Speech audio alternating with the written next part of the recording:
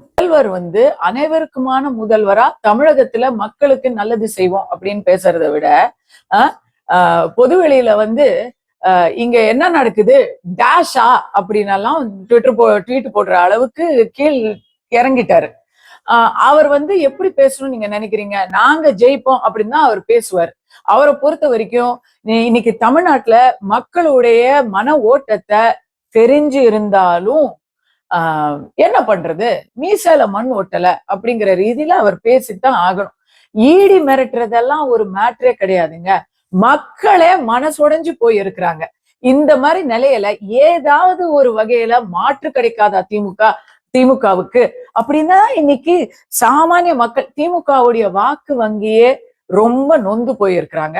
அதுல 200 தொகுதியில இவங்க ஏற்கனவே எதுல வெற்றி பெற்றிருக்கிறாங்கன்னா கண்டிப்பாக எதிர்கட்சி தலைவராக அடுத்த முறை அவங்க பதவி ஏத்துக்கிறதுல கண்டிப்பா ஒரு நல்ல ஆப்ஷன் இருக்கு.